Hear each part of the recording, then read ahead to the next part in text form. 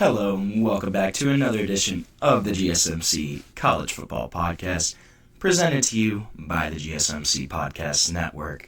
As always, I'm your host, Jake Daly. Happy Friday, everyone. We got a good show for you today. Going to touch on Michigan State Athletic Director Alan Haller stepping down from his role. Going to go over kind of what that means for the state of Michigan State football. Also going to touch on Stanford. Can Stanford compete in this new NIL era? We're going to look at it. Also want to talk a little bit about Nebraska. They picked up a big-time quarterback commit from the 2027 class. Is Nebraska actually back on the rise? We're going to see. And then I want to touch on Big 12 quarterbacks. Make sure you stick around. I'm going to preview that, as well as preview Louisville's upcoming season. Before I get started on anything like that, though, I just want to remind everyone that this show is all about you. We love hearing your comments, questions, opinions, insights, anything you got. We want to make this show as interactive, as exciting as possible. One easy way to ensure that your message gets on the air and read is to use the Super Chat feature.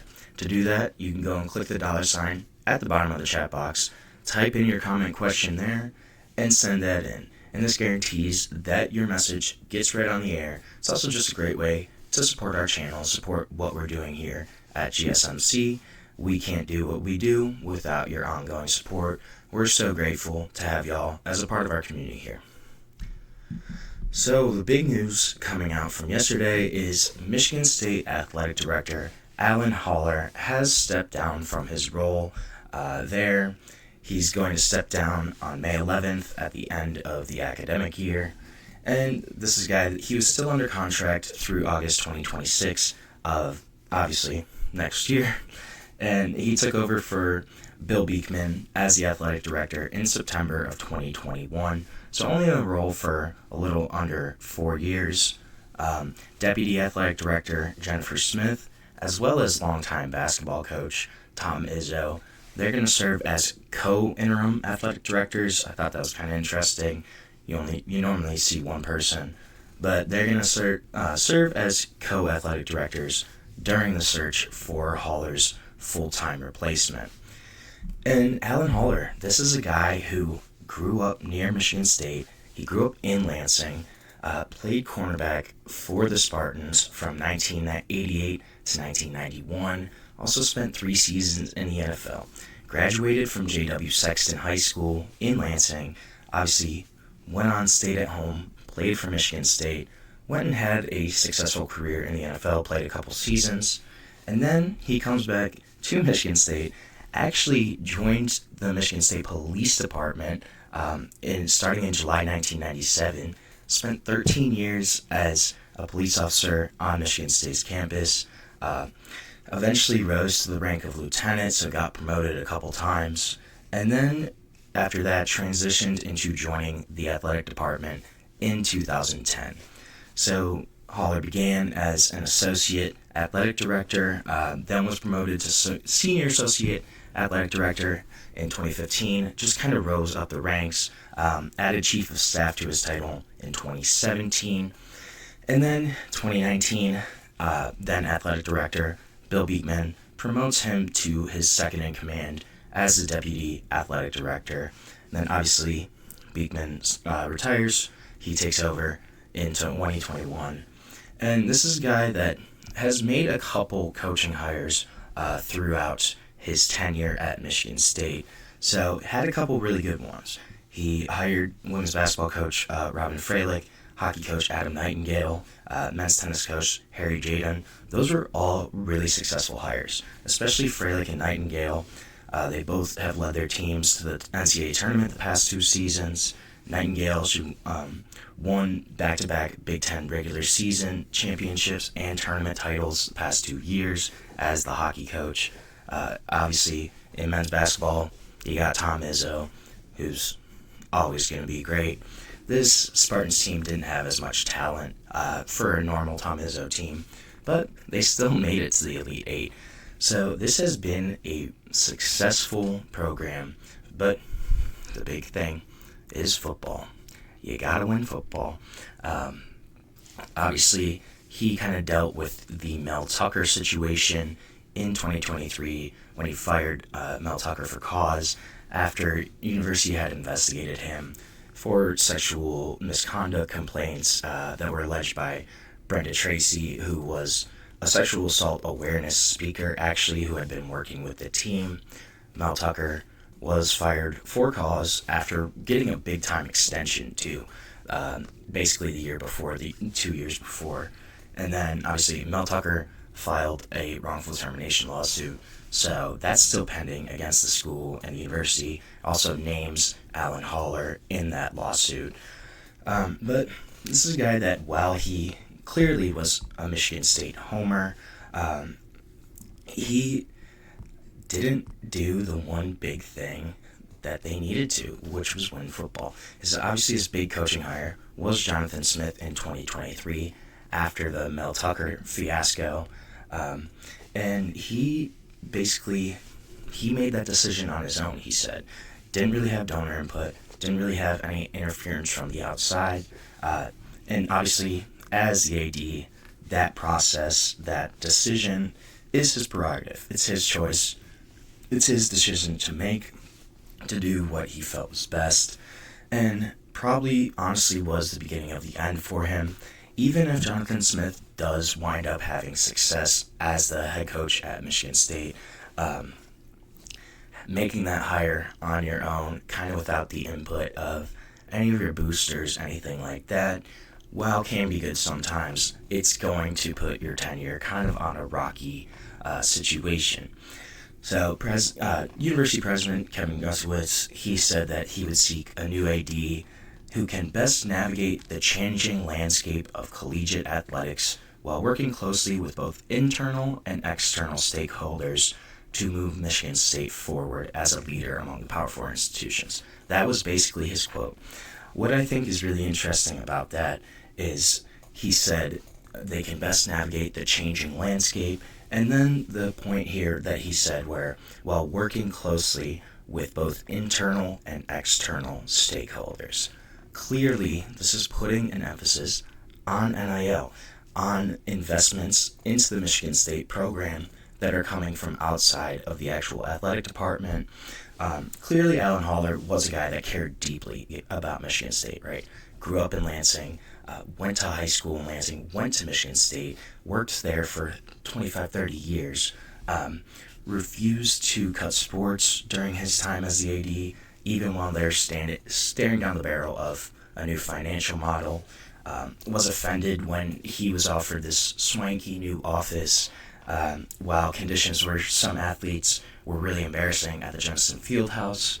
So this is a guy that really cared deeply about Michigan State athletics and what was going on there. And also, he was hired when the school's coming out of pandemic, and the pandemic, it really brought athletic departments to their knees, made them struggle financially, and also this was a time when NIL was not nearly as developed, as lucrative as it is now. In that time, 2021, NIL still about, the Jolly Pumpkin restaurant, feeding offensive linemen, and getting monthly stipends from Matt Ishbia and United Wholesale Mortgage, right? It wasn't, hey, I need $750,000 to come play here. That wasn't what it was like when Alan Haller became the athletic director. And it really kind of seems like that was the big issue here, is that in terms of NIL, in terms of working with outside sources, external organizations, boosters, collectives, this was where Alan Haller really kind of struggled as the athletic director. And then Kevin Guskiewicz said this too. He was like, the next ADs, their top priorities, is going to be making sure that Michigan State football has the resources to contend in this new era. And also down the road, you're going to have to replace Tom Izzo, which is going to be a big story there, but obviously different sport. Right now, the reason he's not the athletic director anymore is because of football. This is all because of college football. of the Spartans struggling. They're really kind of losing ground in the state. Did have, obviously, when Mark D'Antonio left, they had a string of success, probably 2013, 14, 15, where they had some really solid teams. But as we've gotten into this NIL era, Michigan State just keeps dropping and dropping and dropping. No one's really looking at them as a power in the Big Ten right now. Even in state, the Wolverines are clearly the dominant force there. If Michigan State wants to get back to competing, wants to do what's right, they have to invest in football, and in that program, in NIL deals, and that seems really to be the main reason that Alan Haller is no longer the athletic director.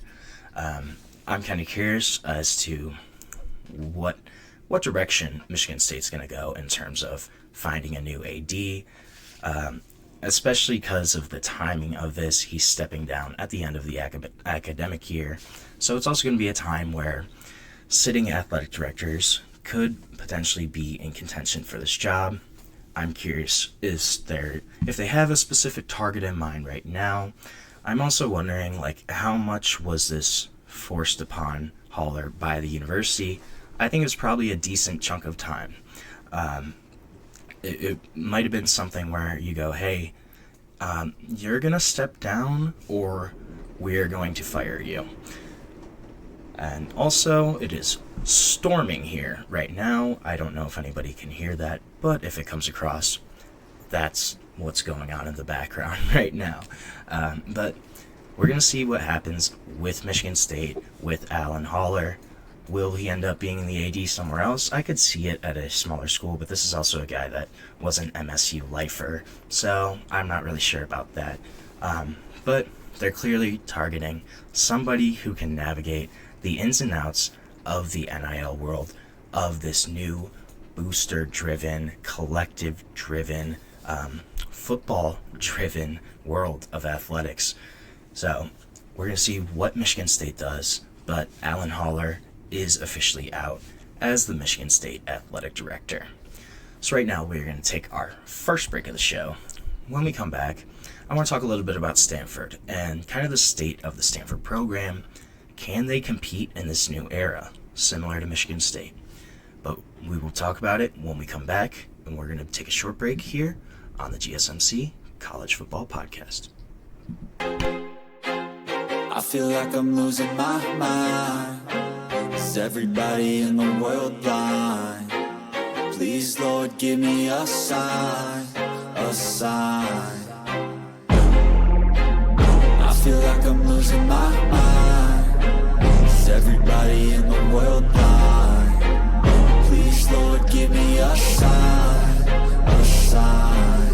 I wanna be the greatest. Everybody on the fake shit. I look around and feel like everybody is the fakest. I make this every day and I'm impatient, hoping one day I blow up from the basement. Statement, the top is so vacant. I don't hear shit that I think is amazing. Waiting for my day when I'm playing sold out shows for 1,000 faces. Hey, give me that crown, get in my way and to be put down. It ain't your place, all this my town. If I want that shit, then I'll get it right now. I'm losing it, the noose it fits. I'm losing shit, a stupid myth. You choose to live or choose to dip. You choose to fight or lose your grip and lose a gift. I feel like I'm losing my mind. Is everybody in the world blind? Please, Lord, give me a sign, a sign. I feel like I'm losing my mind. Is everybody in the world blind? Hello and welcome back to the GSMC College Football Podcast. I'm hoping that this storm in the background is not coming through. I have a feeling it might be, so bear with me. We're going to try to get through it together. So just talked a little bit about Michigan State and kind of their state of the program, the athletic director stepping down there at the university. Want to touch now on Stanford and kind of just what's going on there. This is a really interesting situation because Stanford is a unique school. But before I talk about any of that, I just want to remind everyone, this show is all about you. We love hearing your comments, questions, opinions, insights. And we want to make this show as interactive, as exciting as possible. So one way to do that is to use the super chat feature. To do that, you can click the $sign in the bottom of the chat box to ensure that your message gets on the air, gets read that way. It's also just a great way to support our show, support what we're trying to do here at the GSMC network. We can't do what we do without your ongoing support. We're so grateful to have you all as a part of our community here. So I want to talk a little bit about Stanford now, and kind of just, can they even compete in this new era of college football? So I want to give a good example of a different sport from Stanford first. So last July, they had a softball star pitcher, NiJaree Canady. It was announced that she was leaving Stanford, which is a perennial power in the sport of softball. She was leaving Stanford for Texas Tech, which was basically an afterthought in softball right now. But she got $1 million from Texas Tech to leave that Stanford program. And this is something that really shocked Stanford fans, alumni, and a bunch of people just around that kind of university. It was pretty much a commonly held assumption for a long time that there's not a lot of athletes who would voluntarily leave behind a prestigious Stanford degree, obviously one of the great universities in America. And this was always kind of the thought, like, hey, there's not going to be a lot of kids that want to leave here just because of the quality of school, quality of education. But again, this is a brand new era. She got $1 million to go to Texas Tech, which is an unheard of number outside of football, men's basketball. And then you also have Stanford coaches, their head coaches, they were prevented from discussing any NIL deals with their athletes until April of 2024. Mind you, the NCAA allowed athletes to get NIL compensation starting in July of 2021. So basically for 3 whole years, Stanford coaches and their athletes could not talk NIL deals. 3 seasons, 3 years in which they were completely left behind all of the other power schools and programs across the country, essentially. One former athletics administrator, they were quoted by saying, "Arrogance is prevalent across college athletics, but the level of arrogance at Stanford is unique." There were so many Stanford people who were like, how could she possibly leave for money? And this is just one example of a bunch of the setbacks that Stanford athletics has occurred in recent history. Mind you, Stanford has the most championships in NCAA history across all of their sports. But this school could be being left behind right now because of this era. You have your 3 most visible sports in football and men's and women's basketball, and they have struggled mightily in the NIL era. Big-time athletes, they're commanding 7-figure deals per year. They can transfer at will. Football, they haven't been to a bowl game since 2015. So basically, in a decade, Stanford has not been to a bowl game. They've had 4 straight seasons of 3 and 9 years. Men's basketball, they last played in the NCAA tournament in 2014. And women's basketball, they just saw their streak of 36 consecutive national NCAA tournament bids.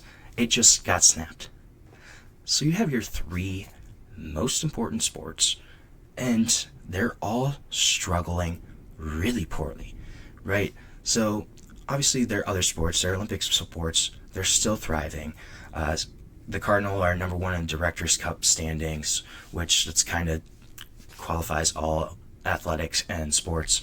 And they have 36 total sports, which is tied with Ohio State for the most in the country at the FBS level.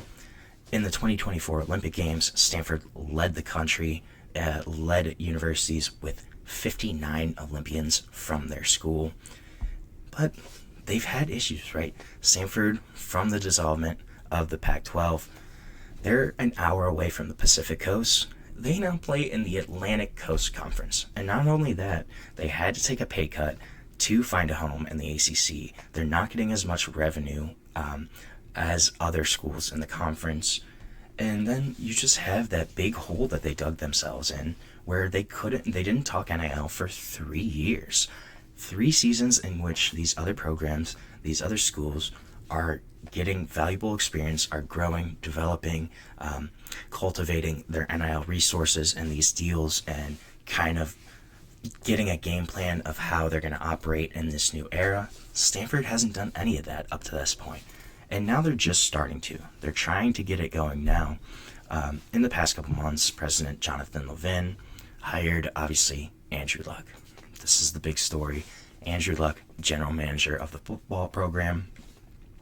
And this is Andrew Luck. We've always known this. This is a guy that's crazy off the smart, intelligent, just off the charts, wildly intelligent, one of the smartest quarterbacks in the NFL when he played, a guy that was an architect coming out of Stanford, and a guy that knows what he's talking about, right?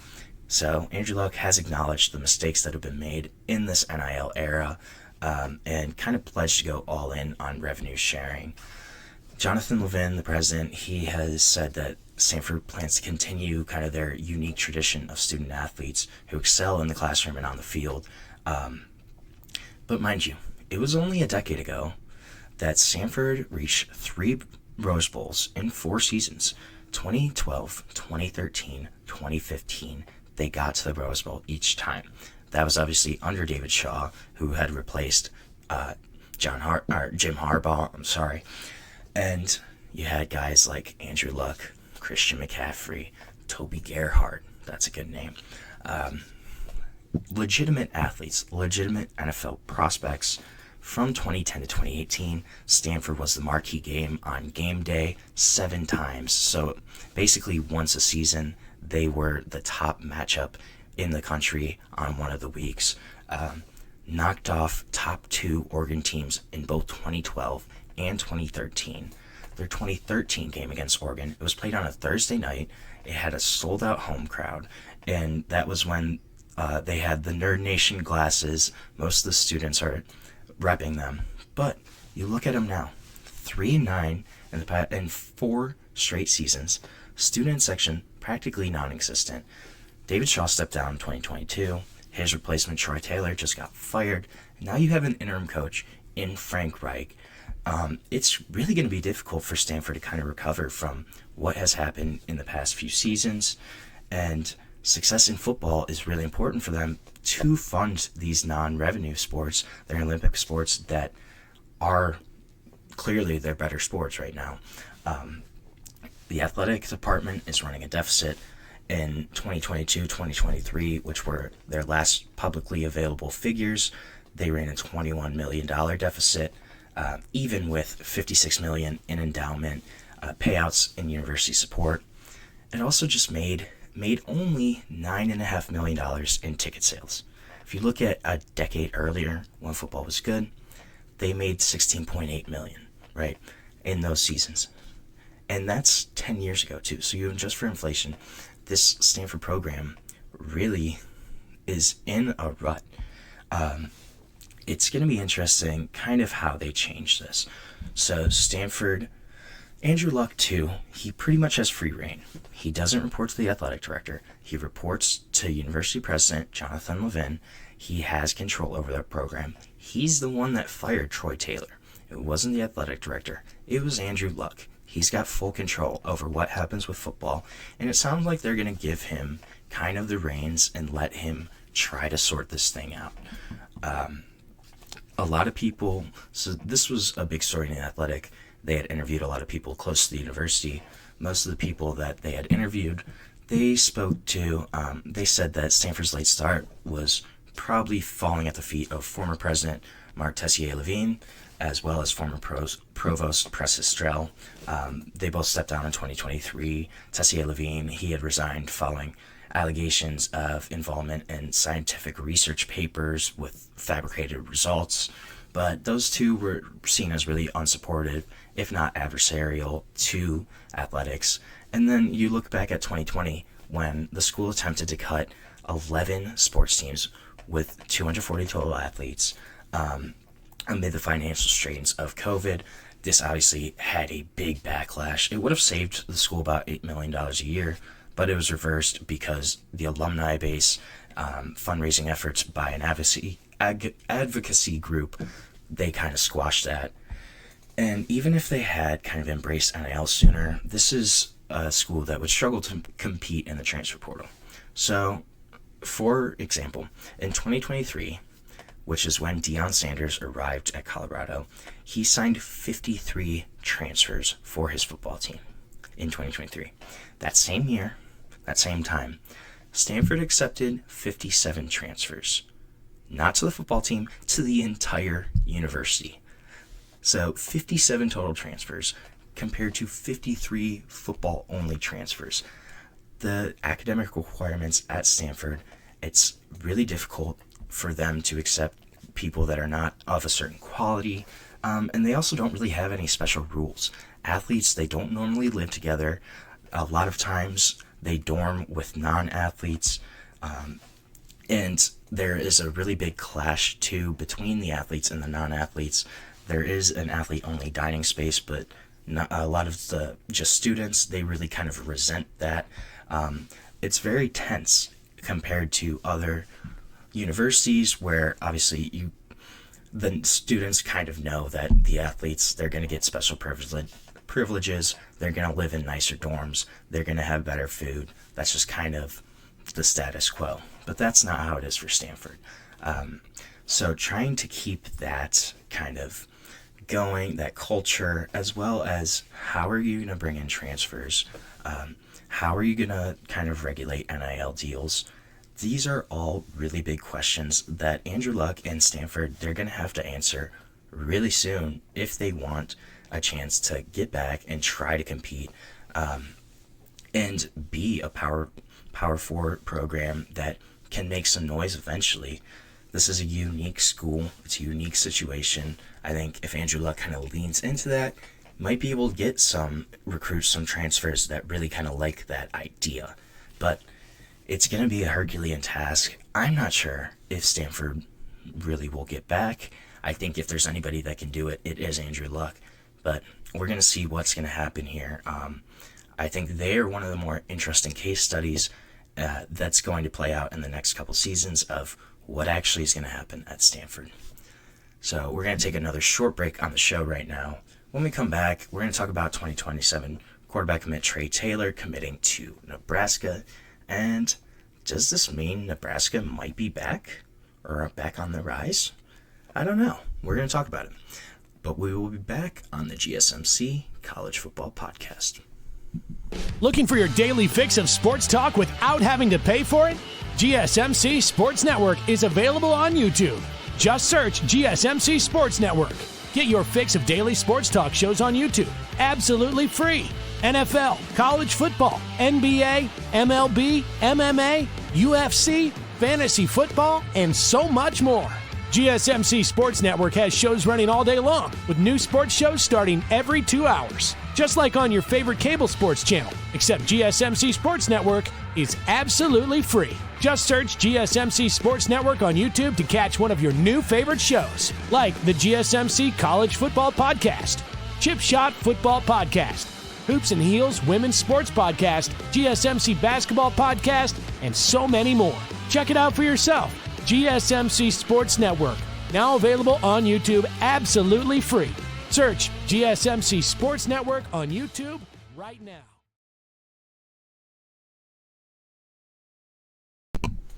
Welcome back to the GSMC College Football Podcast, presented to you by the GSMC Podcast Network on this Friday, May 2nd. Talked a little about Stanford. Gonna talk about a big quarterback pickup for the Nebraska Cornhuskers. So, Trey Taylor, 2027 quarterback out of Mundelein, Illinois, has officially become the first player committed to Nebraska in this 2027 cycle, giving his verbal pledge roughly 20 months before he's actually eligible to sign. Second quarterback prospect in this class that has pledged, besides Ohio State pledge Brady Edmonds. So he chose Nebraska over Illinois, over LSU, and Texas A&M. Those were the other finalists. And Trey Taylor is also the son of former Eastern Illinois running back star J.R. Taylor, who he ran for 51 touchdowns as a college teammate of Tony Romo from about 99 to 2002. So, athletic dad comes from an athletic family, and this is a kid that started as a sophomore at Cardinal Catholic High School, threw for 3,000 yards, 20 touchdowns, 7 interceptions this past season.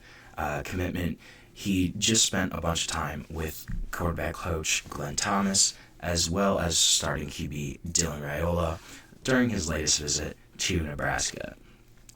So despite his early pledge, I thought this was really interesting. Trey Taylor has already had a lengthy recruitment. Even as a sophomore, he's estimated that he's visited as many as 70 college campuses since attending college camps as a 6th grader. First of all, attending college camps as a 6th grader is insane, right? I mean, you're like 11 years old, 12, somewhere around there. But still, you're like 11 years old, 12 years old, and you're attending college camps already. That's pretty insane.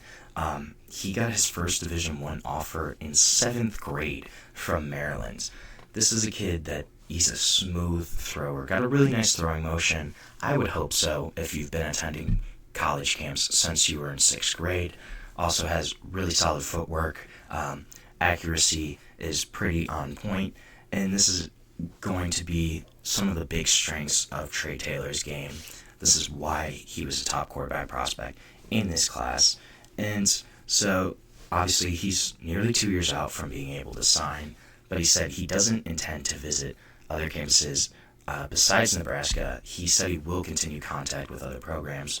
We'll see. I mean, he's obviously still going to be a top target for Alabama, Auburn, Georgia, Illinois, LSU. They all kind of seem to be in the mix. He's a 2027 quarterback. You know, these guys have plenty of time to change, to flip. We're going to see if he actually does stick with Nebraska. A guy that is really cerebral, has the footwork and the motions to kind of work through anything, displays the ability to distribute at a really high level, especially when the pocket heats up, calm under pressure. But he's at his best when he's playing in a structured environment, when he gets a clean pocket, and he has a sturdy base to kind of attack that intermediate, deeper part of the field. Also is a dynamic mover. I wouldn't say he's a super strong scrambler, but a dynamic enough mover that he's able to extend plays when there's pressure in his face. Did post a losing record as a starter, which I think is a little bit of a concern, but his game tape kind of paints a different picture.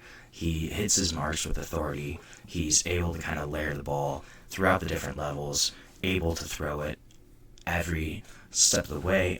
Also grew an inch between freshman and sophomore year, so we'll see if he can still kind of fill out his frame, pushing about 6'3" right now. But this is a guy that he's going to have to keep fine-tuning those mechanics, but already has a really strong base of mechanics.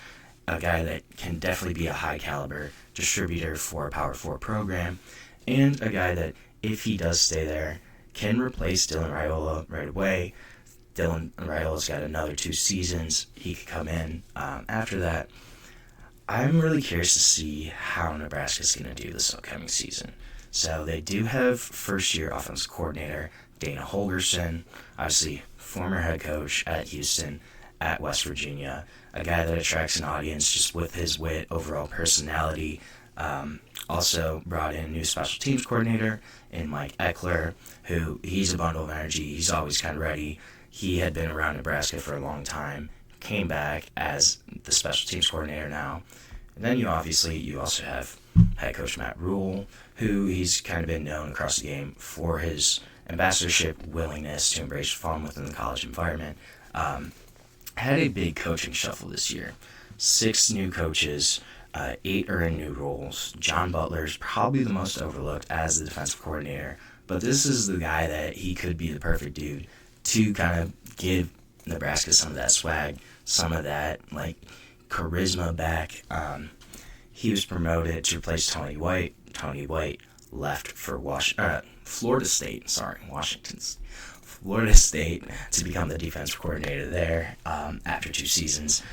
And this is kind of intriguing. Butler only has 1 year as a DC at a major college or NFL level, but he could potentially be the key to driving some momentum there. Also, I thought this was really interesting on the flip side. So Matt Rule had said that they weren't going to do a spring game.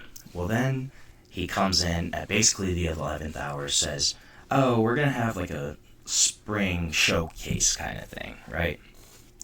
If you look at his first 2 spring games there, they attracted over 60,000 fans, right, at Nebraska. This year, they had 7,000 or 8,000. Some said it was up to 10, but still, you go from 60,000 each season to 7,000 or 8,000. Nebraska fans are known for their dedication. They pack Memorial Stadium every home game, travel to away games, bowl games. They've even set the spring game attendance record. In 2018, there were 86,000 fans that attended their spring game. This is a state of a fan base that loves and lives, breathes football. It's just true. It's always how it has been, right? 86,000 fans at a spring game kind of tells you that, right? But this flip to actually do have a scaled down scrimmage, it really didn't move the needle at all. There obviously was nobody there.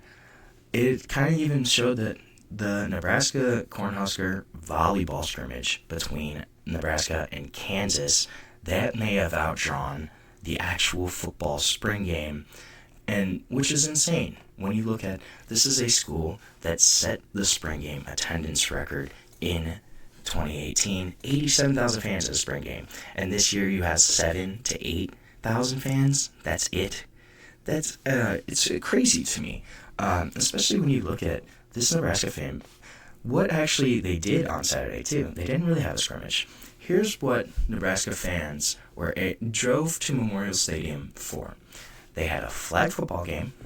They had $50 tours of the sports complex center, a garage sale of Husker memorabilia, a tractor pull, a roping contest with a fake horse and a fake steer, and a skills competition. That was the extent of the Nebraska spring game. If I was a Nebraska fan, I would be like, are you kidding me? I came here to watch these guys play tug-of-war, especially when they weren't even going to have a spring game in the first place. So at that point, just don't have a spring game, right? Just don't even do one. On the field, though, this is also a team that in 2023 on defense, they were 17th in yards per play allowed in the country, 5th in the Big Ten in that category. And then last season, 2024, they slipped to 52nd nationally, 10th in the Big Ten in yards per play allowed. So you have to come back. You have to revamp on that defense. Again, Nebraska, this is a historically proud program. I mean, 3 national titles from 1994 to 1997. Tom Osborne's teams were incredible. That entire time he was the head coach. 43 conference championships throughout their history. And literally, they've sold out their stadium, which I think this is more to the fan base's credit. They have sold out their stadium for 403 consecutive home games, dating back to November 3rd of 1962. That's before JFK was assassinated. That Nebraska fans have been selling out that stadium longer than literally JFK was assassinated after that time. It's unbelievable. They had a team that they started off really strong last year. Started off 5-1, then had a 4-game losing streak. So they ended up at 7-6 overall. I wonder, can they actually make a jump this year? I'm really curious to see how Dylan Raiola is going to perform in year 2. This kid that threw for 2,800 yards, only had 13 touchdowns though, had 11 interceptions, did complete about 67% of his passes, but that interception total, the low touchdown number, he really kind of fell off at the end of the year. Will he be more comfortable, more ready in year 2?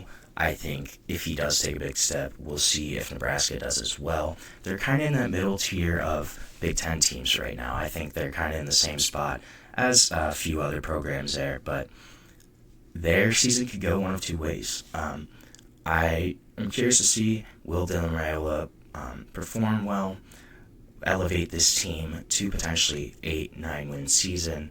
Because if they do, they have some forward momentum, positive momentum, going into the upcoming seasons, able to kind of refocus on what makes Nebraska special, this fan base, their love of football, just the all-in going in on Nebraska football. If they can kind of refocus, retool, show recruits and transfers that, hey, this is what makes this place special, they could potentially be up again in 3 to 5 years. I don't know. I don't think this is going to be a big tipping point year, I think, for Nebraska.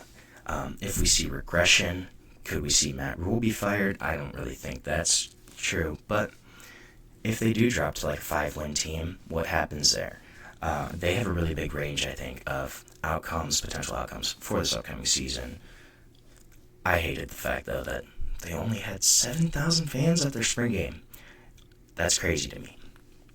So right now, we're going to take another short break on the show. When we come back, we're going to preview ACC team. We're going to go preview the Louisville Cardinals, see what their season could look like this upcoming year.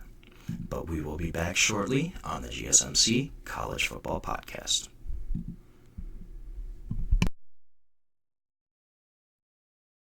For the best and latest podcasts available anywhere, go to the podcast app on your cell phone and type in GSMC to access free content-rich podcasts on health and wellness, book reviews, sports, entertainment, relationships, social media, movies, technology, finance, and even weird news. Subscribe and download the GSMC Podcast Network's family of shows, available everywhere podcasts are found.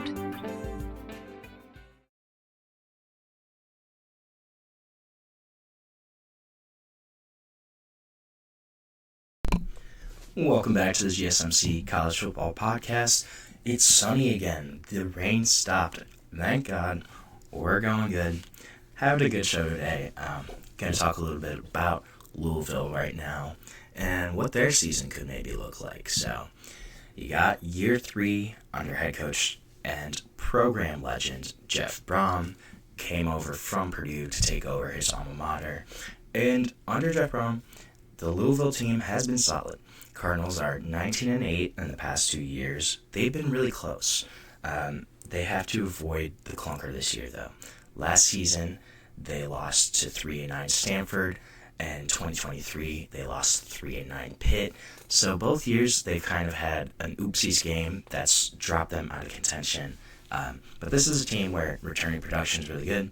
Transfer portal has been solid for them. And it could be their time to really jump up as an ACC contender, as a player, basically. Spring transfer portal deadline passed. They kind of escaped with not too much damage. They did lose Austin Collins, who's a big lineman for them. Lost a couple tight ends, but for the most part, pretty successful. Retained the core of their team. And again, this is a Jeff Brom offense. Brian Brom's offensive coordinator. We know this is going to be a successful offense just based on the years of watching these guys work in this system. Passing game's going to be efficient. They have another transfer quarterback coming in Miller Moss, former USC guy. He's going to take over for Tyler Shuck. Probably not the same caliber as Tyler Shuck, but I think he's definitely at least a little better than Jack Plummer, who was their transfer QB 2 seasons ago. I also love this running back room for Louisville. You have Isaac Brown, true sophomore, who burst on the scene last season as a freshman. 1,100 rushing yards, 11 touchdowns, 7 yards per carry. Also had 30 receptions last year. And then you pair him with a guy that's just as explosive, a bigger back in Duke Watson, who only 67 carries last year, had nearly 600 rushing yards, 8.9 yards per carry for Duke Watson. Both these guys also had their highest run, their longest runs were really high numbers. Isaac Brown, 77 was his long last year. Duke Watson was long of 68. So both these guys, stud running backs. Excuse me, I'm sorry. Duke Watson also really came on strong at the end of the year. At Stanford, these games were both in November. At Stanford, had 11 carries for 117 yards, 3 touchdowns. At Kentucky, had 6 carries for 104 yards, 2 touchdowns. Both those games were 2 of the last couple games of the season for Louisville. So this room, they're heading into the 2025 season. I think it's one of the better duos in the country. Watson's arguably the more explosive back. Brown obviously produced more last year, but they're both going to be there.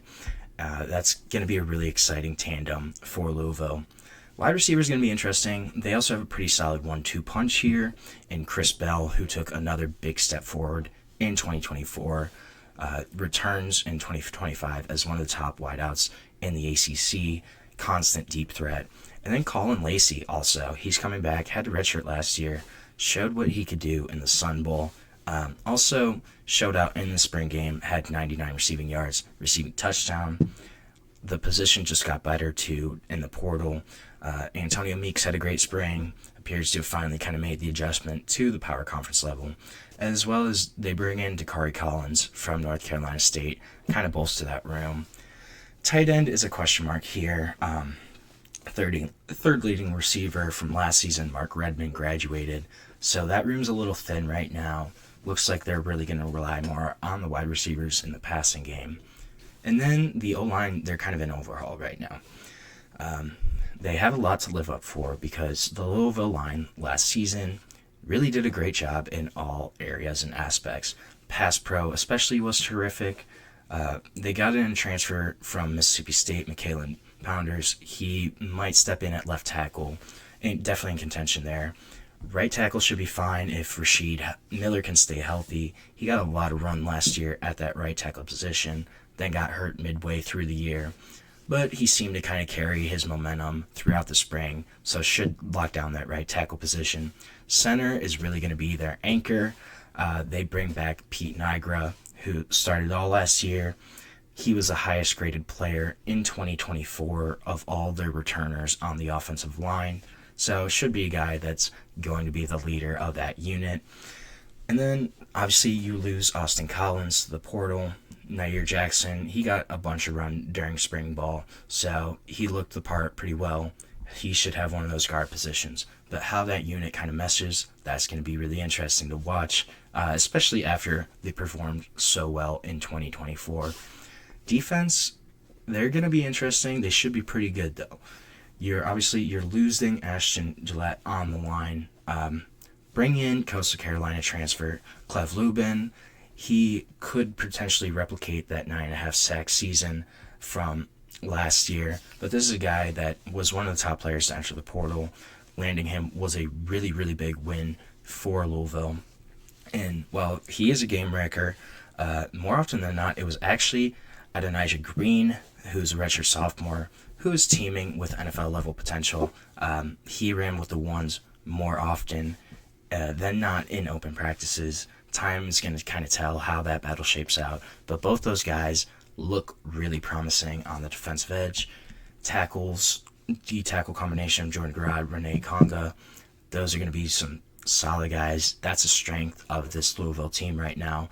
They are losing Desmond Tell and Jared Dawson, but those two guys that they still have, they really should have an impact in the middle of that line. Conga was slowed at times by injury last year, but he was much better than a lot of people anticipated. And then Garrard as well, he kind of flew under the radar last year, and then he really picked it up at the end of last season. He missed most of the first half of the season due to injury, but as that second half progressed, he really came on, became an impact playmaker. So you have those two guys at defensive tackle that should kind of anchor the middle of that D-line. Linebacker-wise, they're in a good spot here. you got leading tackler TJ Quinn to come back. Has made 174 stops over the past 2 years. A guy that's going to be a big part of this defense for them. This is a big deal that he returned. One thing he's going to have to work on is his coverage skills, coverage abilities. Really kind of focused on that in the spring. We're going to see if coverage improves from TJ Quinn in 2025. And then, while TJ Quinn was their leading tackler, if you ask Louisville fans, a lot of them will probably say Stanquan Clark. He is the guy that's the best returning player on defense for them. This is a dude on the outside as an outside linebacker that has the upside to really grow into a star.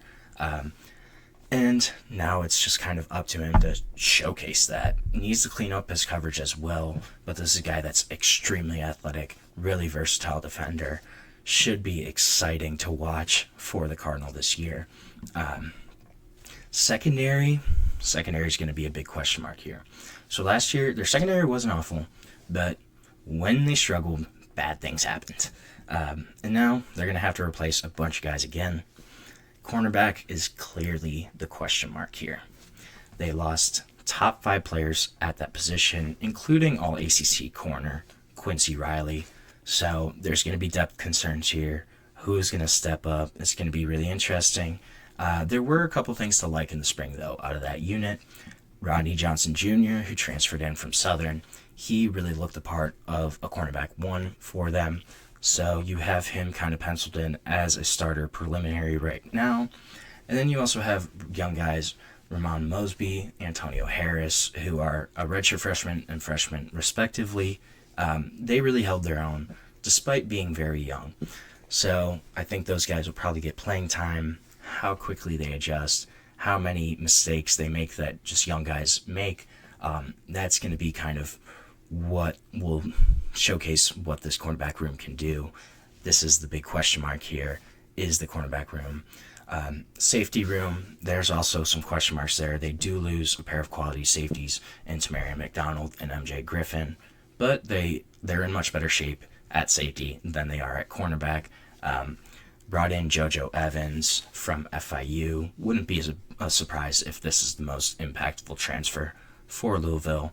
This was a guy that at FIU was an all-conference USA defender, one of the top DBs in the group of 5 level. Exciting prospect, should step into a starting role. Also, don't count out D'Angelo Hutchinson. He came off of breakout 2024 season, probably will be moving into a starting role. Both those guys there should be solid contributors for Louisville. But so last year, Louisville was 7-0 when they allowed quarterbacks to hit fewer than 65% of their passes. Yet they were 2-4 when they allowed that or more. So really, the secondary here is going to be a big thing. It could determine how successful Louisville is. We're going to see. I think that's the big question mark here. Looking at their schedule, I think it's a pretty solid schedule. So, first month of the season, I would say, you have Eastern Kentucky, win. James Madison, win. Bowling Green, win. You go on September 27th at Pitt. They should win that game. Depends on how Pitt improves. I could see it being a toss-up, though. You go into a road situation. You haven't had a road game yet. I think it's a toss-up, but I think they win. At that point, they're 4-0. Go into Virginia. They have Virginia next week at home. They win that game, I think. So you're 5-0 going into your bye on October 11th. Then October 17th, you have a big game at Miami. I actually am picking Louisville for this game. Here's why. I think they're going to have that bye the weekend before. They're going most likely to be undefeated unless they kind of slip up against one of those programs. But so say they're undefeated, they're 5-0, they have a bye week going into that Miami game. I think they can beat Miami then, just with the confidence level. So I have them at 6-0. Then I have them losing to Boston College, actually. I think after that Miami game, you get super hyped up for it. It's a come down. You are at home against Boston College, but I think that could be a game where they maybe lose, just take the focus off the ball. Virginia Tech, they got to play at them. That's going to be a toss-up, I think. Virginia Tech really kind of did not live up to expectations last year, just as a program, as well as their quarterback, Kyron Jones. And then I think they win that game, though. They have Clemson at home in November. Then they have to play at SMU. Then they have Kentucky at home. Those are their last 3 games of the season. That's a really tough slot. I think that last month, it's going to depend on how Louisville is before. If they're like 7-8-1 going into that Louisville game, I think it's certainly possible that they just have that, or going into the Clemson game, going into the Louisville game. Going into the Clemson game, if they're like 8-1, I think it's certainly possible that they roll through Clemson at SMU and then Kentucky at home. Right now, though, I have them as a 9-3 team. I think they're kind of going to be in that similar position that they have been in the past 2 seasons under Jeff Brom, where they're right there as an ACC contender, but may not break through that ceiling just yet. So right now we're going to take our last break of the show. When we come back, we're going to talk some quarterbacks and talk about some of the Big 12 starting quarterbacks. That's a loaded conference for quarterbacks right now. But we're going to get into that shortly on the GSMC College Football Podcast.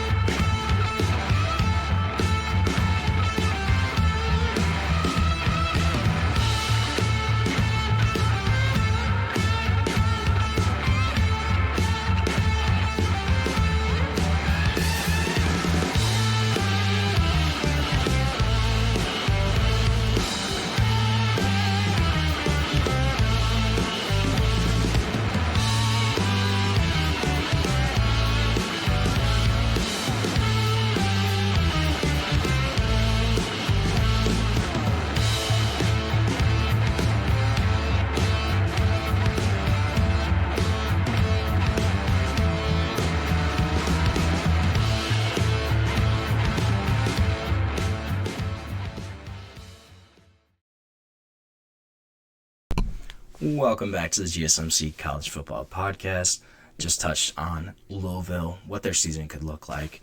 Gonna talk a little bit about some quarterbacks now. Everybody's favorite position. I want to look at some of the Big 12 starting quarterbacks. I'm not gonna rank them, and here's why. This is a loaded conference for quarterbacks. I was looking at the list, and there's 10 to 12 quarterbacks that I really like. I think it's really hard to kind of rank them. So I'm not going to rank them. I'm just going to kind of talk about them, talk about their strengths, weaknesses, what could potentially happen. Sam Leavitt is my first guy on my list. If I had to pick my favorite quarterback from the Big 12, I think it's probably Sam Leavitt. This is a guy that's a gamer. Was projected to be a star at Michigan State, then obviously went to Arizona State last season, helped them to a Big 12 title, to the college football playoff. A guy that has completed, doesn't have huge stats, right? But this is a guy that's just a gamer, feisty quarterback, mobile, experienced, a guy that is going to be the star of that attack this year in Kenny Dillingham's system. I love the offense that Kenny Dillingham runs. Obviously, he is going to lose Cam Scatabo, but you still have your main wide receiver, Jordan Tyson, coming back.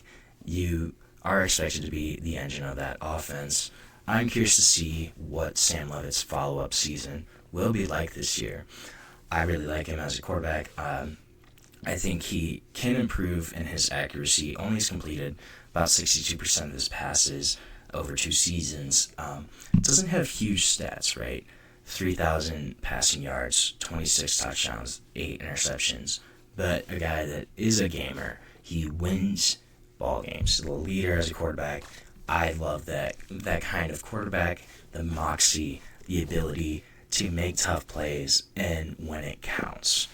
I think that's what Sam Leavitt can do. I'm excited to see him as the quarterback of Arizona State again this year. Excuse me. Another guy I really like and am looking forward to of what he can potentially do is Avery Johnson from Kansas State, a guy that hasn't had great stats, but exciting, super exciting, a guy who's a rising superstar, has kind of become the franchise guy, the face of the program for the Kansas State Wildcats, and he's still learning as a quarterback, but last year, first year as a full-time starter, took his game up several notches. A guy that's a dual threat guy, has 900 rushing yards in his career, 14 rushing touchdowns. He was kind of used a lot in sub packages even when Will Howard was there, but this is year 2 of the Avery Johnson show. This is his team. If he can take kind of even more steps in his progression, especially as a passer, as he's only completed 58% of his passes, if he can improve his decision making, improve his accuracy a little bit, this is a guy that can launch into a national star. A guy that I think probably has the highest ceiling in this conference as a quarterback, in terms of raw ability, in terms of potential upside. Avery Johnson is going to be the guy to look for out of these quarterbacks, I think. I'm curious to see what's going to happen with him. It also sounded like Tennessee really kind of wanted him, but Kansas State guys, there was an official from the Kansas State program that said, "We've built a wall around Avery Johnson. They are not letting him leave there in Manhattan." Speaking of another guy that Tennessee reportedly targeted, Josh Hoover from TCU. This is a guy that's not a runner at all, but last year he showed that he can throw a heck of a football, right? Had a breakthrough season as the starter at TCU. Numbers are going to be great again in a loaded TCU offense. Obviously was targeted in the spring portal, but stuck with TCU, will be their quarterback again this year. And last year was the best quarterback in the Big 12 stats-wise. 3,900 passing yards, 67% completion, 27 touchdowns. Did have 11 interceptions, so is going to need to cut down on those numbers. But a guy that put up huge numbers in 24 should put up really big numbers again in 25 for the Horned Frogs. I'm excited to see what Josh Hoover can do. And then another guy, Jalen Daniels, Kansas, a guy that at certain points had Heisman hopes, the 5-year starter, guy that has been injured a lot. That's going to be the one thing here. Also had a change at offensive coordinator last season. Andy Cardinal, he went to Penn State to take over the offense there. Kansas, he just had a rough 2024 season in general. So, lost his offensive coordinator. Kansas didn't really have a true home game. He kind of played like all the pressure in the world was on his shoulders. It was basically like it was all on him for Kansas to be successful.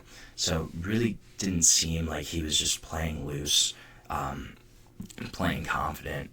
And this is a guy that he's going to have Jim Zembrowski taking over the offensive coordinator duties, guy that's been around the Kansas program, been around Lance Leopold, should improve that offense there, bring a little more continuity, and also a guy that's had injury concerns throughout his career. Didn't participate in the spring, wasn't a full participant, underwent a knee procedure. So can he actually get healthy? He had an injury-plagued 24 season. He's missed time in a lot of the other years he started. I think that's going to be one of the big issues is if Jalen Daniels is healthy, this is a kid that's a super exciting quarterback, so fun to watch. Can take that Kansas attack to the next level. It's just, is Jalen Daniels going to be healthy? Will the new scheme help him out? I think those are going to be the two really big things with Jalen Daniels. I love watching him.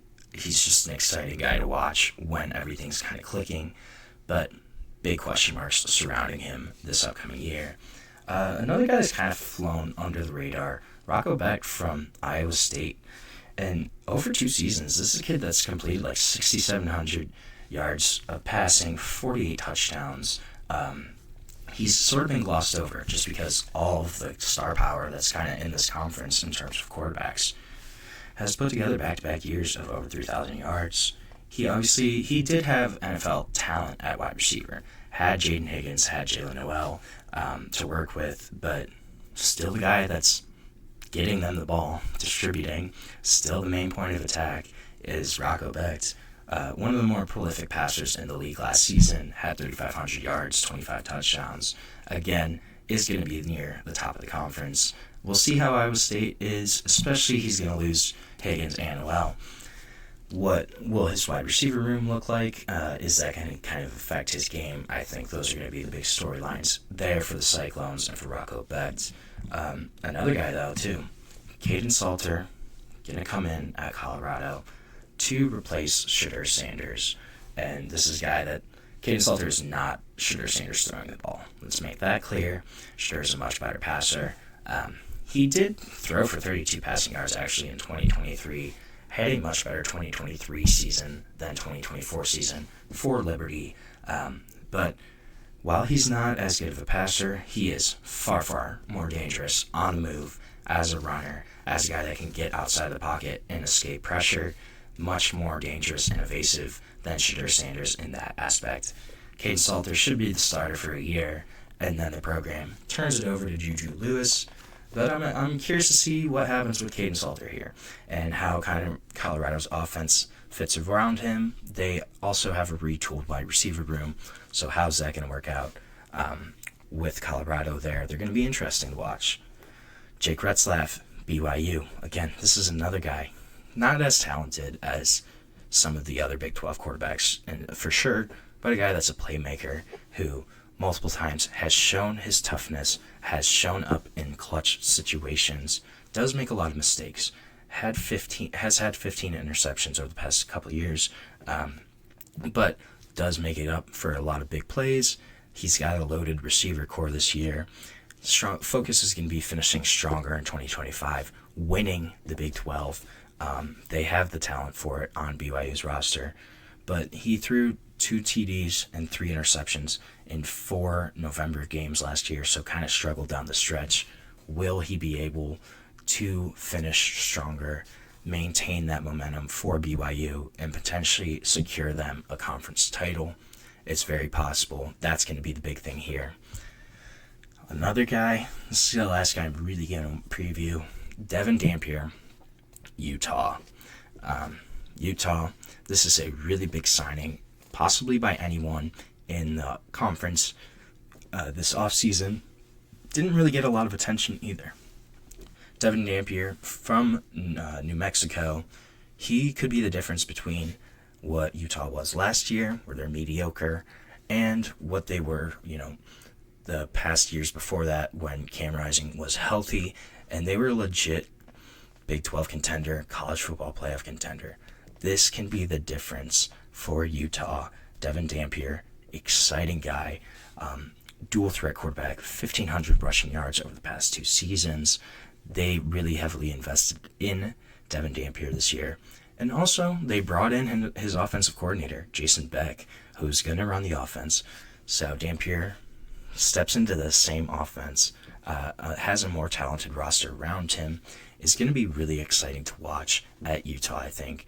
Definitely a clear upgrade from some of their other options that they have had to run out the past year or two. And then some other guys too. Noah Fafita, Arizona. He could really have a bounce back year. Struggled in 24, but had a great 23 season. Sawyer Robertson, Baylor. He's not a bad quarterback in his own right. Bear Morton, Texas Tech. These guys are all really great quarterbacks as well. And any one of them can kind of jump up into that top 5 of these quarterbacks in the Big 12. But this is a league that is loaded with quarterback potential, star power, watchability. Big 12 is going to be a lot of fun, and just watching these guys and how they kind of operate this upcoming year. So we are going to end our show for today. Thank you so much for tuning into the GSMC College Football Podcast, presented to you by the GSMC Podcast Network. Please remember to subscribe, follow the show. And if you want, you can also follow Facebook, Instagram, TikTok, Twitter for even more sports content, more sports updates that you love. Thank you so much, and have a great day.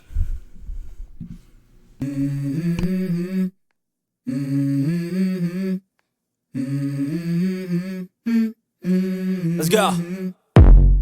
I wake up to a little bit of drool on my pillow, feel like it's gonna be a bad day. Yeah, I'm tired of shit, and the coffee ain't hit yet, damn, ain't that great. I don't wanna go to